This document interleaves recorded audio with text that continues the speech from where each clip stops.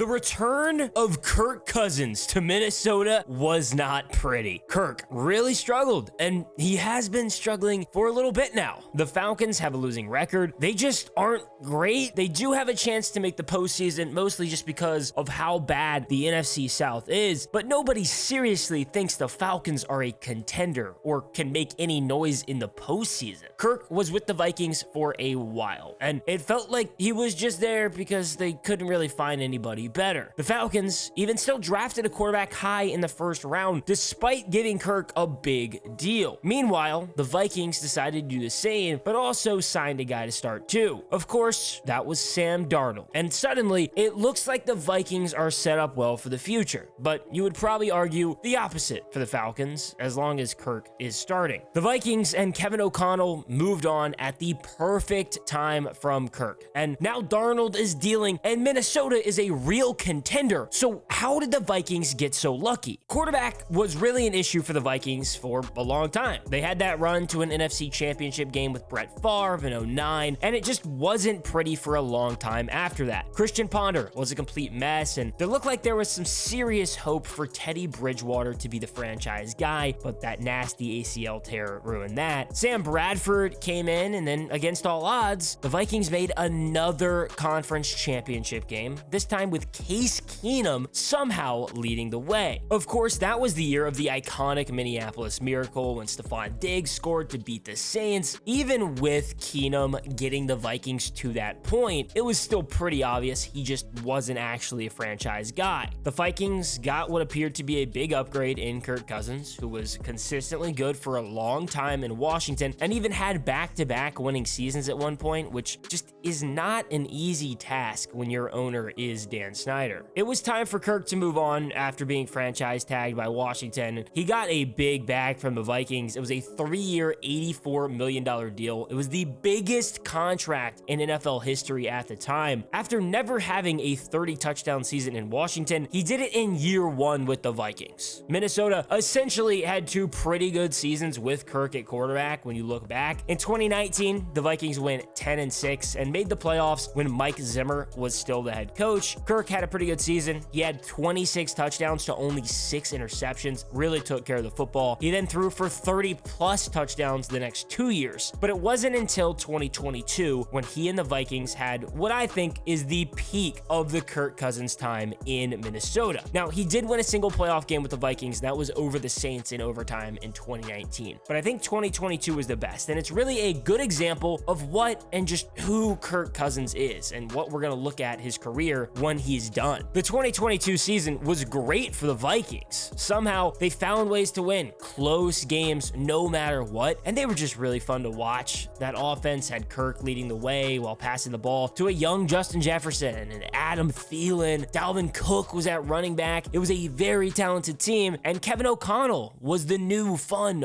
offensive genius head coach. The Vikings were very easy to root for. They were 8-1 at one point and ended up finishing 13-4 and winning the NFC North. It was a big deal, and it felt like maybe the Vikings could be serious contenders for a long time, especially with Kirk Cousins there. But the reality is, Kirk wasn't the sole reason the Vikings were winning. He was helping, he was playing well, but not that well. It was a good team, but a lot of people did wonder if they were frauds. They were barely beating teams. It feels a lot like the Chiefs this season. And of course, the Vikings then lost to the Giants in the wild card. It was an incredible regular season just to immediately lose in the postseason. It didn't help the narrative that Kirk just can't win big games, whether it's in primetime or just a playoff game. There were still plenty of reasons to believe in the Vikings past the season. Last year, the Vikings went 7-10, and it was Kirk's last year in Minnesota, but man, Kirk was playing really well. He only played in 8 games. In those 8 games, he passed for 18 touchdowns to 5 interceptions. I mean, I seriously thought he had a chance to be in MVP discussions if he stayed healthy, but he ruptured his Achilles and missed the rest of the season. And that was ultimately it for him in Minnesota. The Vikings had to reset and pretty much just figure out what to do at quarterback. They drafted J.J. McCarthy, fresh off of winning a national championship at Michigan. He went 10th overall and still wasn't ever expected to start week 1. The Vikings signed Sam Darnold for a reason. Now, it was only a 1-year deal, but he got $10 million.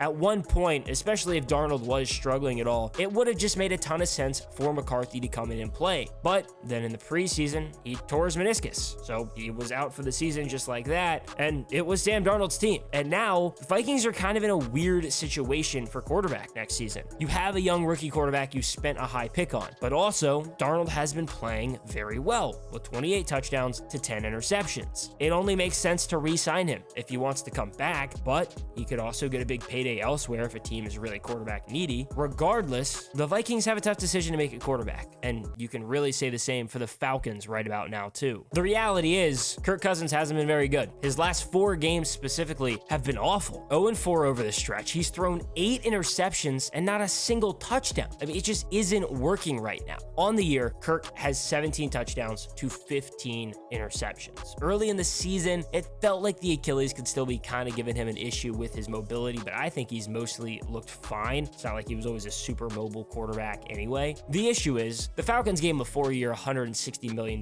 deal. Kirk's gonna at least have to be there for next season too, I think, and it's already looking like it's going pretty south fast. There was a lot of belief that the Falcons' offensive issues could just be completely erased by bringing in a competent quarterback that just wasn't Desmond Ridder, but here we are. Even with a new quarterback and a new head coach in Raheem Morris, the Falcons are still the Falcons. Luckily, Atlanta had a clear backup plan in case Kirk couldn't stay healthy or just flat out sucked. It was definitely a big shock, but the Falcons did draft Michael Penix 8th at the draft. He was already 24 years old and had just played at Washington, where he led them to the national championship game, but did lose to Michigan and J.J. McCarthy. You really have to start wondering when he'll ever see the field now. I mean, if Kirk is really struggling, it could be worth seeing what the rookie can do. However, it's not like the Falcons are all in on thinking about the future right now. This is not a tank. The Falcons are right there fighting for the division title with the Buccaneers, who are barely leading it right now. Once again, the NFC South just isn't very good, and the Falcons could seriously make the playoffs. If they don't get there, I mean, don't expect much. They just aren't set up to win in the postseason right now at all, but you never know. Meanwhile, the Vikings may be a legitimate contender, and it was made pretty clear during Kirk's return to Minnesota just how far off the Falcons are from the Vikings. The Falcons came in at 6-6, while the Vikings were 10-2. Funny enough, both in a tight race for a division championship. Minnesota won 42-21.